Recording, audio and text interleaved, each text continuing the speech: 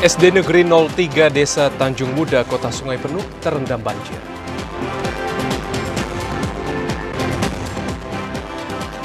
Pemkab Muaro Jambi tetapkan status kesiapsiagaan Karhutla. 206 CCH di Kabupaten Bungo jalani pemeriksaan kesehatan dan tes kebugaran haji.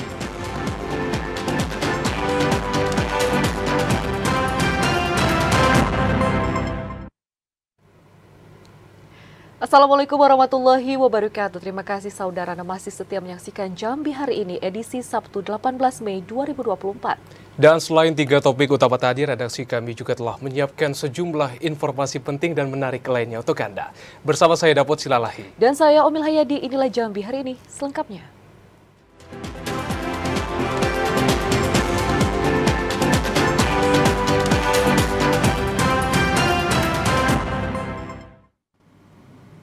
Kita awali Jambi hari ini, saudara. Sekitar 3 hektar lahan gambut di Dusun Rawa Medit, Desa Pematang Lumut, Kecamatan Betara terbakar. Dan saudara, meski telah padam, namun petugas masih terus memantau dan melakukan pendinginan di lokasi karhutla. Tim terpadu yang terdiri dari TNI, Polri, BPBD harus berjibaku memadamkan api di hamparan lahan berkontur gambut di Dusun Rawa Medit, Desa Pematang Lumut. Pemadaman harus dilakukan ekstra hati-hati karena kondisi lahan yang bergambut dan mudah terbakar. Kencangnya hembusan angin membuat pemadaman api terhambat dan meluas hingga mendekati sisi jalan yang terdapat pipa gas milik PT PetroChina International Jabung Ltd. Proses pemadaman tak hanya melibatkan Satgas Darat, namun juga mengerahkan heli waterbombing untuk menjangkau titik api yang sulit dipadamkan. Kabid Kesiapsiagaan dan Sarpras BPBD Tanjung Jabung Barat, M. Isya mengatakan, saat ini api telah berhasil dipadamkan oleh petugas gabungan dari TNI, Polri, BPBD, dan bantuan waterbombing. Dari pendataan awal, luasan lahan yang terbakar mencapai 3 hektar lebih. Meski telah padam, namun petugas masih terus memantau dan melakukan pendinginan di lokasi karhutla. Saat ini polisi masih melakukan pemadaman dan penyelidikan untuk mengetahui penyebabnya. Didi Haryadi, TVRI Jambi melaporkan. Sementara itu, saudara, Kabupaten Muaro Jambi salah satu daerah yang rawan terjadinya kebakaran hutan dan lahan. Untuk meminimalisasi bencana tahunan pada musim kemarau tersebut, Pemkab Muaro Jambi menetapkan status kesiapsiagaan karhutla. Pemerintah Kabupaten Muaro Jambi menetapkan status kesiapsiagaan penanganan kebakaran hutan dan lahan atau Karhutla 2024. Penetapan status kebencanaan ini bagian dari langkah pencegahan agar di musim kemarau tahun ini bencana karhutla dapat diminimalisasi secara dini. PJ Bupati Bahyudi Deliansyah mengatakan Pemkab akan mengevaluasi hingga 2 pekan ke depan. Apabila kondisi curah hujan yang terus berkurang dan ada potensi kebakaran, Pemkab akan meningkatkan status dari kesiapsiagaan menjadi siaga darurat karhutla. Nantinya akan digelar apel pasukan dan membentuk pos pencegahan dan penanganan karhutla. Rapat dengan seluruh stakeholder terkait penanggulangan kebakaran hutan dan lahan yang ada di Provinsi Jambi. Muaro Jambi salah satu lahan atau daerah yang dianggap rawan, tetapi 2 tahun belakang kita sama-sama melihat tidak ada api yang membesar. Artinya tindakan mitigasi itu dibutuhkan dalam rangka pencegahan.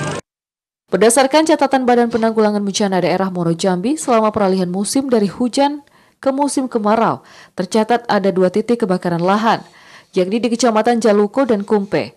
Beruntung pada kejadian langsung diguyur hujan sehingga api tidak menjalar ke lahan sekitarnya. Azam Afnan, TVRI Jambi melaporkan. Kita beralih ke informasi lainnya, saudara, di mana lebih dari 1 bulan pekarangan SD Negeri 03 Desa Tanjung Muda, Kecamatan Hamparan Rawang, Kota Sungai Penuh digenangi banjir. Dan saudara, saat ini banjir terus menyebabkan pelaksanaan upacara bendera dan ekstrakurikuler ditiadakan.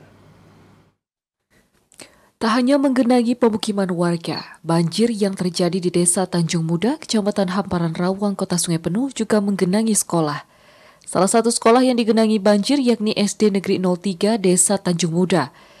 Banjir tak hanya menggenangi halaman sekolah, namun juga fasilitas pendidikan di ruang perpustakaan. Selain kursi dan meja, banjir juga menyebabkan sebagian buku pelajaran di ruang perpustakaan rusak. Salah seorang guru, Eka Reka, mengatakan meski lingkungan sekolah tergenang banjir, namun proses belajar dan mengajar tetap dilaksanakan seperti biasanya. Hanya saja pihak sekolah meniadakan pelaksanaan upacara bendera dan ekstrakurikuler. Terdampak ya, apalagi untuk tempat kita upacara saja susah, banyak banjiran. Terus acara setiap hari Jumat seperti yasinan, terus acara keagamaan, kita menggunakan lapangan sekolah sangat berdampak, apalagi di perpustakaan. Banjir yang terjadi di lingkungan SD Negeri 03 Desa Tanjung Muda merupakan banjir yang kedua kalinya pasca banjir yang terjadi pada Desember tahun lalu. Pihak sekolah berharap agar pihak terkait dapat membantu mengatasi persoalan banjir yang sering terjadi di lingkungan sekolah. Pihak sekolah khawatir jika banjir masih terjadi akan menghambat kegiatan belajar dan mengajar serta merusak sarana dan prasarana sekolah. Fahlan TVRI Jambi melaporkan. Saudara menyikapi insiden kapal tongkang pengangkut batu bara yang menabrak jembatan Auduri 1, Ketua DPRD Provinsi Jambi Edi Purwanto meminta pemerintah Provinsi Jambi untuk segera mendorong percepatan proses pertanggungjawaban perbaikan jembatan oleh pihak perusahaan. Insiden kapal tongkang pengangkut batu bara yang menabrak jembatan Auduri 1 mendapatkan sorotan dari Ketua DPRD Provinsi Jambi Edi Purwanto. Edi Purwanto minta pemerintah Provinsi Jambi segera mendorong percepatan proses pertanggungjawaban oleh pihak perusahaan agar kerusakan struktur pekaman jembatan cepat selesai diperbaiki. Edi Purwanto minta pemerintah Provinsi Jambi agar memberikan sanksi tegas bagi para pihak yang terlibat dalam kejadian tersebut, karena dapat menimbulkan kerugian besar bagi masyarakat. Keberadaan jembatan Auduri 1 bukan hanya menjadi salah satu ikon Provinsi Jambi, namun juga merupakan fasilitas vital negara sebagai jalur penghubung antar provinsi. Edi Purwanto mengajak seluruh pihak untuk mengawal penyelesaian insiden tersebut agar memberikan efek jera bagi para pengusaha maupun pelaku yang bertindak lalai. Mari dong para pengusaha juga menumbuhkan rasa memiliki terhadap Jambi, sense of belonging-nya itu. Jadi fasilitas umum yang sudah kita punya jangan dirusak, adanya malah kita perbaiki sebenarnya. Dan saya minta itu betul-betul dipastikan pengerjaan perbaikannya itu bagus, berkualitas dan cepat. Selain mendorong percepatan penyelesaian pertanggungjawaban, Edi Purwanto juga minta pemerintah Provinsi Jambi untuk melakukan evaluasi mendetail terkait penggunaan jalur sungai untuk aktivitas angkutan batubara. Randy Arta, TVRI Jambi melaporkan. Belum siapnya hauling batubara melalui jalur sungai rentan menyebabkan tertabraknya tiang pengaman di beberapa jembatan. Saudara, menyikapi persoalan itu, pemerintah Provinsi Jambi diminta untuk melengkapi infrastruktur atau rambu-rambu sungai sebelum hauling kembali akan dibuka. Dalam beberapa bulan terakhir, peristiwa tongkang batubara yang menabrak tiang fender jembatan di Provinsi Jambi kerap terjadi. Peristiwa itu membuat tiang pengaman jembatan rusak dan berpengaruh terhadap kekokohan jembatan. Menyikapi persoalan tersebut, Balai Pelaksana Jalan Nasional BPJN Provinsi Jambi minta pemerintah Provinsi Jambi kembali mempertimbangkan hauling angkutan batubara melalui jalur sungai. Kepala BPJN Provinsi Jambi Ibnu Kurniawan menilai penggunaan jalur sungai untuk hauling angkutan batubara masih belum siap karena tidak didukung dengan infrastruktur dan rambu-rambu sungai. Pemprov Jambi dan unsur terkait lainnya diminta memasang rambu-rambu sungai untuk membuka hauling batubara. Jika upaya itu belum dilaksanakan, maka hauling jalur sungai tidak boleh dibuka. Sebelumnya, BPJN dan pemerintah daerah Provinsi Jambi telah melakukan rapat bersama dengan pihak perusahaan tongkang yang menabrak jembatan. Dalam rapat itu, perusahaan atau pengusaha batubara diminta untuk melakukan perbaikan jembatan yang ditabrak oleh tongkang.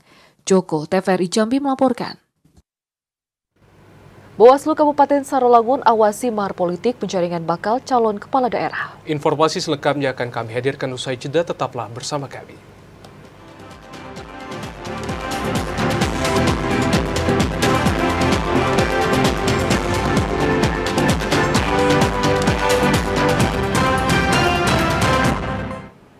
Anda kembali bersama kami, saudara, dalam menuju Pilkada 2024. KPU Kabupaten Tanjung Jabung Timur mencari 6 besar anggota PPS di tiap kelurahan desa untuk masuk ke tahapan wawancara. Tes CAT ini diikuti oleh 523 peserta, dilakukan di 2 kecamatan yakni Muara Sabak Barat dan Sadu. Perekrutan Badan Ad Hoc Tingkat Panitia Pemungutan Suara atau PPS di Kabupaten Tanjung Jabung Timur masih bergulir. Saat ini tahapan tersebut tengah memasuki hari keempat atau terakhir. Komisioner KPU Kabupaten Tanjung Jabung Timur Irawan Sunarta mengatakan, berbeda dengan PPK, tes CAT tingkat PPS ini dilakukan di 2 kecamatan, yakni Muara Sabak Barat dan Sadu. Tes CAT ini diikuti oleh 523 peserta. Pelaksanaan tes tertulis ini diharapkan nantinya bisa mendapatkan para calon anggota PPS yang handal dan bisa bertanggung jawab. Tes tertulis untuk menentukan 6 besar calon anggota PPS yang nantinya akan mengikuti tes berikutnya, yaitu tes wawancara yang didelegasikan ke PPK. Tes wawancara dilakukan dengan mengulik 3 isu, yaitu pengetahuan kepemiluan, komitmen, dan rekam jejak dengan meliputi berbagai komponen etos kerja. Adapun kebutuhan PPS di Kabupaten Tanjung Jabung Timur mencapai 279 orang yang akan ditempatkan di 93 desa, kelurahan dengan masing-masing berisikan 3 orang. Sedangkan kelulusan PPS akan diumumkan pada 24 Mei 2024 mendatang. Sesuai dengan hasil pleno kami, yaitu kami putuskan 2 kali kebutuhan. Jadi setiap desa 6 orang akan mengikuti seleksi wawancara. Menurut aturan norma itu bisa kami mendelegasikan hal seperti itu. Misal PPK yang akan mewawancarai PPS bisa juga tidak apa-apa. Dilaksanakan di kabupaten juga tidak masalah. Rekrutmen PPS dilakukan secara terbuka baik yang berpengalaman ataupun yang belum berpengalaman serta transparansi. Diharapkan rekrutmen ini dapat melahirkan petugas-petugas pemilu yang handal dan bisa bertanggung jawab. Kliva Patria, TVRI Jambi melaporkan. KPU Muaro Jambi resmi melantik PPK Pilkada tahun 2024 dan saudara panitia pemilihan kecamatan yang dilantik diminta untuk menjaga integritas dan juga netralitas. 55 anggota Badan Ad Hoc Panitia Pemilihan Kecamatan atau PPK untuk pemilihan Kepala Daerah 2024 resmi dilantik. Puluhan PPK yang dilantik untuk 11 kecamatan di Kabupaten Muaro Jambi. Masing-masing kecamatan terdapat 5 anggota PPK yang membantu KPU dalam melaksanakan penyelenggaraan pilkada serentak. Disaksikan oleh Forkopimda dan anggota KPU Provinsi Jambi, Ketua KPU Al-Mutakin meminta PPK untuk menjaga integritas dan netralitas dalam menjalankan tanggung jawab yang diberikan. Al-Mutakin menegaskan bagi mereka yang terbukti melanggar langsung akan di-PAW atau penggantian antar waktu. Masih ada orang-orang yang lama gitu kan, yang kita anggap kinerjanya bagus gitu kan, komitmennya tinggi terhadap pekerjaan yang kita berikan gitu. Ya seleksi PPS, terus kalau di tahapan itu kan tanggal 24 April sama 31 Mei ini ada pemutahiran data pemilih. Nah, jadi itu nanti mereka juga membantu kita di bawah untuk ini pemutahiran data pemilih kan di setiap desa. Para petugas yang dilantik telah melalui proses penjaringan yang panjang sebelum disumpah. Anggota PPK ini akan bertugas selama 8 bulan atau berakhir pada 27 Januari 2025 mendatang. Azam Afnan, TVRI Jambi melaporkan. Saudara Bawaslu Kabupaten Sarolangun mengingatkan seluruh partai politik dan bakal calon kepala daerah untuk tidak melakukan mahar politik saat pendaftaran dan penjaringan calon kepala daerah. Seluruh partai politik diharapkan selalu berkoordinasi dengan KPU dan Bawaslu Sarolangun agar tahapan dan proses penjaringan bebas dari pungutan. Tahapan dan proses penjaringan bakal calon bupati dan wakil bupati Kabupaten Sarolangun sedang dilakukan sejumlah partai politik. Tahapan dan proses penjaringan yang rawan terjadinya mahar politik disikapi Bawaslu Kabupaten Sarolangun. Untuk mencegah terjadinya mahar politik, Bawaslu Kabupaten Sarolangun telah memberikan imbauan kepada seluruh partai politik dan bakal calon kepala daerah. Bakal calon kepala daerah harus memperhatikan larangan dan sanksi yang terdapat dalam Undang-Undang Nomor 10 Tahun 2016 tentang Pilkada Serentak. Proses penjaringan bercalon oleh partai politik yang ada di Sarolangun agar dilaksanakan sesuai dengan prosedur, sesuai dengan aturan yang berlaku dan tidak ada embel-embel ataupun main mahar gitu atau minta uang. Seluruh partai politik diharapkan selalu berkoordinasi dengan KPU maupun Bawaslu agar tahapan dan proses penjaringan bakal calon kepala daerah bebas dari pungutan dan mahar politik. Edi Kusnadi, TVRI Jambi melaporkan. Kita beralih ke sorotan lainnya. Saudara, jelang Hari Raya Idul Adha tahun 2024, pemerintah Kota Jambi mulai mengantisipasi penularan PMK pada hewan ternak dan pihaknya akan turun ke kandang untuk mengecek kesehatan hewan kurban secara langsung. Pemerintah Kota Jambi mulai mengantisipasi penyakit mulut dan kuku PMK pada hewan ternak. Pihaknya akan turun ke kandang-kandang untuk mengecek kesehatan hewan kurban yang diperjualbelikan.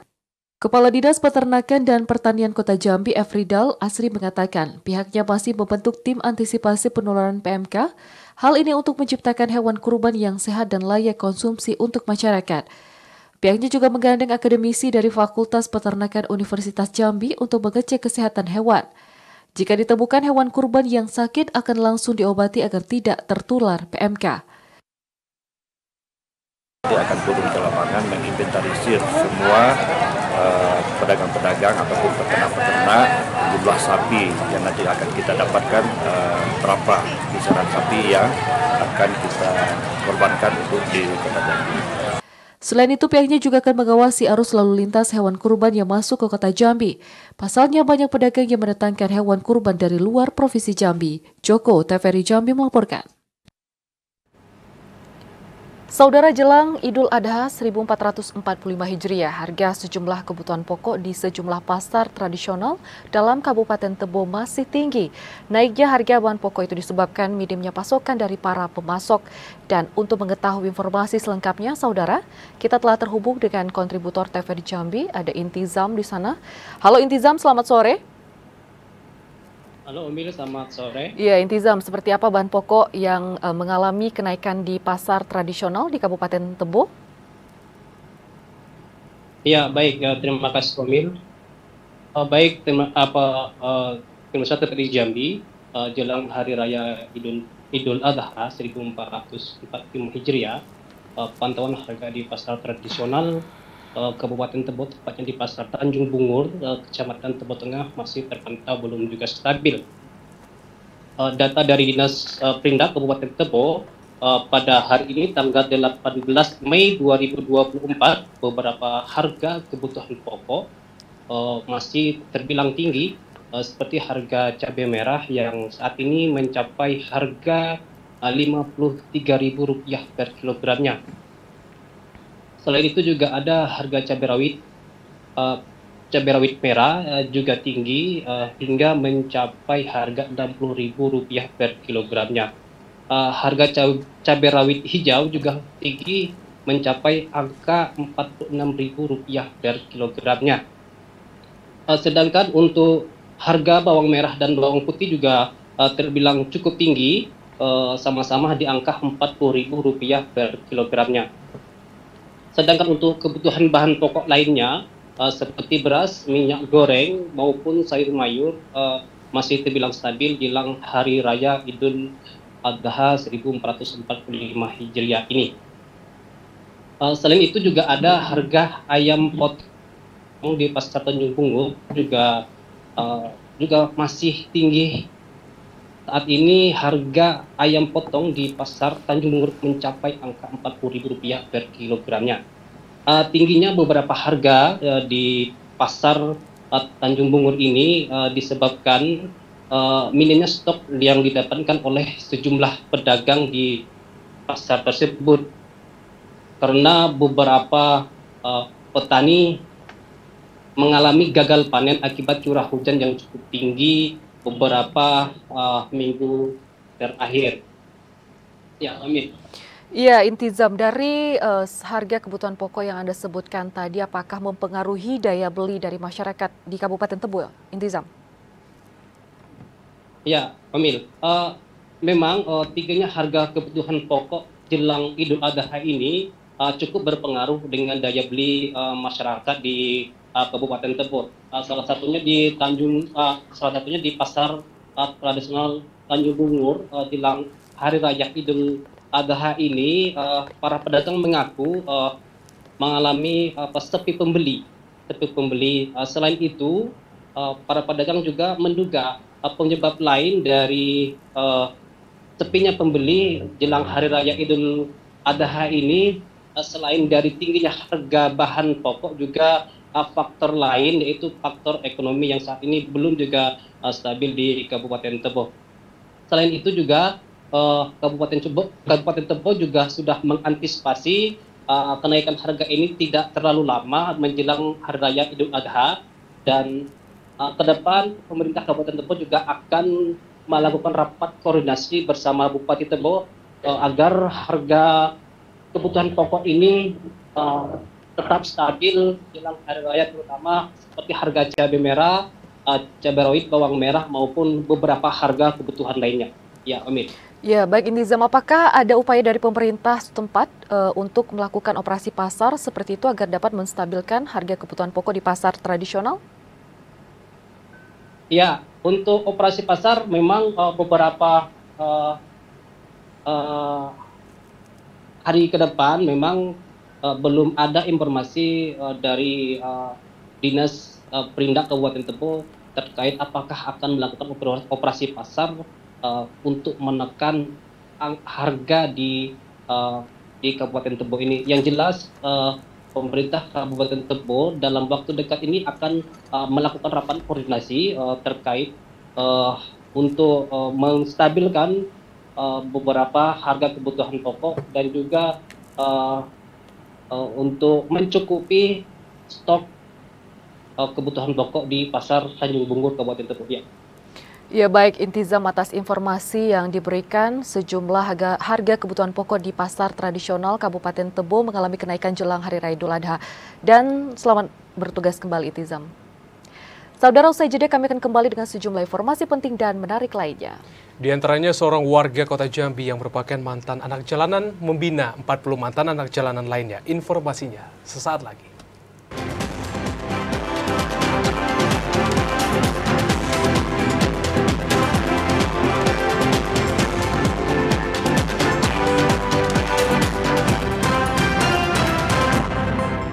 Terima kasih saudara, Anda kembali dalam segmen informasi seputar haji. Menjelang keberangkatan, ratusan calon jemaah haji CJH Kabupaten Bungo mengikuti tahapan pemeriksaan kesehatan dan juga pengukuran kebugaran jasmani.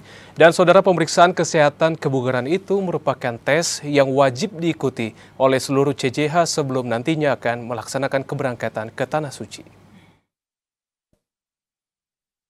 206 CJH Kabupaten Bungo mengikuti tahapan pemeriksaan kesehatan dan pengukuran kebugaran jasmani.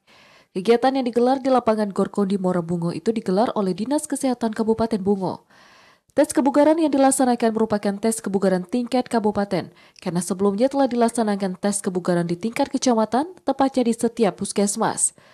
Sekretaris Dinas Nita Afrianti mengatakan, tes kebugaran itu merupakan tes yang wajib diikuti seluruh CJH sebelum keberangkatan ke Tanah Suci. Dari hasil tes kesehatan, CJH yang mempunyai penyakit tertentu akan diberikan sejumlah solusi dan obat-obatan dari Dinas Kesehatan. Sementara CJH yang mengalami gangguan kesehatan akan terus dipantau oleh pihak terkait untuk melihat progres kesehatan CJH sebelum diberangkatkan ke Tanah Suci pada awal Juni mendatang. Pagi ini kita melaksanakan pelaksanaan kesehatan jasmani mereka, melatih jemaah haji untuk bisa melaksanakan, karena di sana cukup jauh untuk mengadakan pejalan kaki. Jadi diadakan sini, ini ada 4 putaran. Diharapkan bisa mendapat putaran untuk kepada calon jemaah haji kita di sini. Dalam pelaksanaannya, CJH dilakukan pemeriksaan berat badan, tinggi badan, cek tensi, gula darah, dan konsultasi kesehatan lainnya. Untuk mengetahui kesehatan jantung dan paru-paru, CJH juga diminta untuk mengelilingi lapangan Gorkondi Bungo sebanyak 4 kali putaran, baik dengan berlari maupun berjalan kaki. Mukriandi TVRI Jambi melaporkan. Labbaik Allahumma labbaik, labbaik la syarika laka labbaik, innal hamda wan ni'mata laka wal mulk. Kita beralih ke informasi lain, saudara mantan Kades Desa Siula Kecil Hilir Kabupaten Kerinci mengajukan banding pasca dijatuhkan hukuman 4 tahun kurungan penjara dalam kasus dugaan korupsi dana desa senilai 650 juta rupiah. Pasca vonis yang dijatuhkan oleh Majelis Hakim Pengadilan Negeri Jambi untuk terdakwa Atri Arga, mantan Kepala Desa Siula Kecil Hilir Kabupaten Kerinci, dengan hukuman 4 tahun penjara, denda 200 juta rupiah, dan pengembalian kerugian negara berkisar 299 juta rupiah. Terdakwa Atri Arga akhirnya mengajukan banding ke Pengadilan Tinggi Jambi. Pengajuan banding ini dilakukan terdakwa guna meminta peninjauan kembali vonis tersebut agar hukuman yang diberikan mendapatkan keringanan. Banding ini telah dilayangkan oleh kuasa hukum terdakwa ke Pengadilan Tinggi Jambi beberapa pekan yang lalu. Selain itu, gugatan banding juga dilakukan oleh Jaksa Penuntut Umum Kejari Sungai Penuh. Hal ini dilakukan 1 hari setelah gugatan banding diajukan penasihat hukum terdakwa. Ada kepada kami perkara yang tadi ditanyakan sudah diputus di tanggal 17 April 2024. Kemudian yang bersangkutan mengajukan banding di tanggal 23 April. Jaksanya juga mengajukan banding di 24 April 2024. Terdakwa Atri Arga divonis Majelis Hakim Yofistian terbukti bersalah dengan melakukan tindak pidana korupsi dana desa Sulak Kecil Hilir dan menjatuhkan hukuman 4 tahun penjara, denda 200 juta dan diminta mengembalikan kerugian negara 299 juta rupiah. Atri Arga diduga melakukan korupsi pada anggaran dana desa Sulak Kecil Hilir tahun 2021 yang telah menyebabkan kerugian keuangan negara 650 juta rupiah. Asyar, TVRI Jambi melaporkan. Pengeboran minyak ilegal di Desa Bungku, Kecamatan Bajubang, Kabupaten Batanghari berdampak terhadap kerusakan lingkungan dan saudara masyarakat di sekitar kawasan pengeboran minyak ilegal kini tak dapat memanfaatkan lahan untuk bercocok tanam. Meski pemerintah telah melakukan penutupan lokasi pengeboran minyak ilegal di Desa Bungku dan Pompa Air, Kecamatan Bajubang, namun sisa pengeboran masih menyisakan duka kepada masyarakat. Pengeboran minyak ilegal di Desa Bungku, Kecamatan Bajubang berdampak terhadap kerusakan lingkungan di area sekitar. Masyarakat di sekitar kawasan pengeboran minyak ilegal kini tak dapat memanfaatkan lahan untuk bercocok tanam, khususnya jenis tanaman keras. Kepala Dinas Lingkungan Hidup Kabupaten Batanghari Zamzambi mengatakan, faktor yang menjadi kerusakan akibat proses pengeboran yakni lapisan tanah yang mengandung unsur hara. Meski kandungan itu sangat berguna untuk pertumbuhan tanaman, namun apabila unsur itu tidak tersedia dalam tanaman, maka akan mengganggu pertumbuhan tanaman. Pompa air dan Bungku itu nampak sungainya agak keruh dan hitam, dan lahan-lahan pertanian, lahan perkebunan itu sudah tercemar. Itu kalau lahan-lahan sudah tercemar dengan minyak dan minyak mentah, itu jelas sekali bahwa lahan itu sulit untuk ditanami palawija atau tanaman-tanaman keras lainnya. Pencemaran minyak mentah akibat pengeboran minyak ilegal juga sangat sulit dibersihkan dan dimanfaatkan kembali menjadi kawasan perkebunan. Ade Juniawan, TVRI Jambi melaporkan. Saudara, seorang mantan anak jalanan taubat dan kini membuka bengkel. Namun bukan untuk dirinya sendiri, bengkel tersebut juga digunakan untuk membina para anak pang, geng motor hingga anak putus sekolah yang berjumlah 40 orang. Budiono, warga Kenali Asam, Kecamatan Kota Baru, Kota Jambi, ini dulunya merupakan anak jalanan. Kehidupan kelamnya ia lalui di penjara dan kemudian hidup dari satu terminal ke terminal lainnya mulai dari Sumatera hingga ujung Pulau Jawa. Hidup di terminal membuatnya terkadang melakukan apapun sampai menjadi pengguna narkoba. Namun, kini Budi telah taubat. Di bawah forum Sahabat Kenali Berkarya, Budiono kini membuka usaha bengkel. Bengkel yang diberi nama Sahabat tersebut didirikannya di kawasan Kenali Asam, Kota Baru, Kota Jambi. Meski berukuran kecil, namun bengkel ini justru dijadikan tempat pembinaan. Hal itu lantaran Budiono bersama rekannya yang juga mantan anak jalanan. Murad mengajak anak pang, geng motor, hingga anak jalanan yang masih remaja untuk bertaubat dan berkarya. Satu persatu anak pang, geng motor, hingga anak jalanan yang tersebar di Kota Jambi mulai mendatangi bengkel tersebut dan mulai meninggalkan status mereka. Budiono mengaku usaha itu ia lakukan karena dilatar belakangi kisah kelam hidupnya di masa lalu. Ia berharap anak-anak dibinanya ini meninggalkan hal yang tidak bermanfaat dan dapat kembali ke keluarganya masing-masing. Untuk saat ini dari Kenali. Latar belakang mereka? Ada yang dari anak pang, ada yang pecandu narkoba, tidak itu anak geng motor, mantan kriminal. Ya kita ngobrol-ngobrol, sharing, sambil kita kasih siraman. Apa kita selamanya mau kayak gini? Tapi kita dengan adanya bengkel ini kita buka di sini kan. Kita di sini mau ngelas bisa, mau nempel ban bisa ya kan. Mau motong rambut bisa. Kita menyalurkan apa bakat-bakat mereka semua, Pak. Yang tidak pernah tersalur. Ada seorang kawan kami kemarin Pak kena kapak. Dari situ kami berpikir selamanya kami hidup kayak gitu. Berhenti itu? Iya. Nggak motivasi masuk geng motor berapa main itu? Nggak ada Pak. Cuman untuk hibur-hiburan baik untuk budak nih. Cuman ngambil ilmu bengkel Bang. Dia ada Bang Budi? Iya. Jadi motivasinya ke depan pengen jadi tukang bengkel atau gimana? Jadi tukang bengkel, Bang. Ada niat sekolah lagi? Ada sih. Kegiatan positif yang dilakukan oleh Budiono ini mendapat apresiasi dari pemerintah Kecamatan Kota Baru, Kota Jambi. Camat Kota Baru, Jauharul Ihsan, mendukung kegiatan Budiono dan berencana membawanya ke pemerintah Kota Jambi untuk dipelajari. Bang Budi ini sudah membantu pemerintah dalam rangka seperti kami mau memberantas geng motor, setelah itu memberantas anak pang, itu kerja keras juga kami. Hari ini kami dibantu oleh Bang Budi sudah meringankan beban pemerintah sebenarnya. Bahwa saya terima kasih memberi apresiasi kepada Bang Budi dan rekan-rekan bahwa ini suatu gerakan, suatu inisiatif yang luar biasa ya. Yang kadang-kadang ini sulit orang untuk melaksanakannya. Hari ini Bang Budi dan rekan-rekan mau ngambil peran itu. Kini, jumlah anak binaan Budiono telah mencapai 40 orang. Mereka mulai menyalurkan bakat mereka seperti pangkas rambut, montir, mencuci mobil dan motor. Bahkan ada yang menjadi sopir pengangkut sampah. Ari Haryono, TVRI Jambi melaporkan.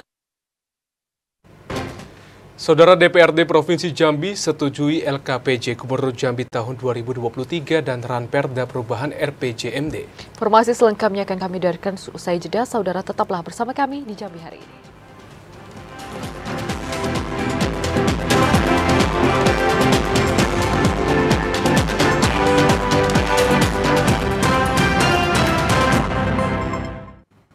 Terima kasih saudara, Anda kembali dalam segmen advertorial. Gubernur Al-Haris mengapresiasi atas persetujuan Dewan terhadap LKPJ tahun anggaran 2023 dan perubahan RPJMD tahun 2021-2026. Saudara, pengimplementasian program Dumisake yang menjadi kebijakan unggulan Jambi Mantap akan terus diupayakan dan dapat terrealisasi dengan baik sesuai dengan target yang diharapkan. DPRD Provinsi Jambi menyetujui laporan keterangan pertanggungjawaban Gubernur Jambi tahun anggaran 2023 dan rancangan peraturan daerah terkait perubahan peraturan daerah Provinsi Jambi nomor 11 tahun 2021 tentang RPJMD Provinsi Jambi tahun 2021-2026. Gubernur Jambi Al-Haris mengapresiasi kinerja Dewan yang telah menyetujui LKPJ tahun 2023 serta perubahan RPJMD dalam upaya meningkatkan kualitas pembangunan daerah. Al-Haris menekankan seluruh rekomendasi Dewan yang telah disampaikan dalam rapat paripurna akan menjadi catatan penting pemerintah dalam memaksimalkan tata kelola pemerintah pada tahun 2024. Kedepan, organisasi perangkat daerah akan didorong memiliki pola terstruktur untuk mampu menyelesaikan target kerja secara optimal. Dengan penggunaan anggaran yang tepat untuk mewujudkan kesejahteraan bagi masyarakat.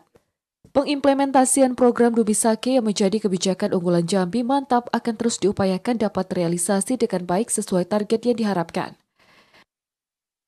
Dewan juga tadi sudah mengesahkan revisi Perda nomor 11 2021 tentang RPJMD kita, di mana kami mengusulkan agar ada perubahan RPJMD sesuai kebutuhan masyarakat dan dinamika yang berkembang hari ini, dan juga sesuai dengan visi Indonesia Emas 2045. Al-Haris berharap persetujuan Dewan terhadap LKPJ dan perubahan RPJMD yang harus dilakukan untuk menyelaraskan berbagai program pusat diharapkan dapat semakin mendorong pemerintah Provinsi Jambi dapat bekerja lebih efektif dan efisien dalam mengakselerasi pemajuan daerah.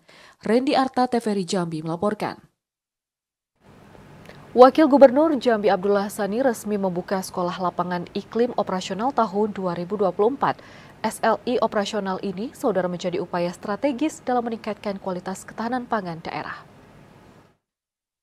Menjadi salah satu upaya meningkatkan kualitas ketahanan pangan daerah di tengah berbagai isu ketahanan pangan, pemerintah Provinsi Jambi sangat mendukung terbentuknya Sekolah Lapang Iklim Operasional yang diinisiasi oleh BMKG Provinsi Jambi.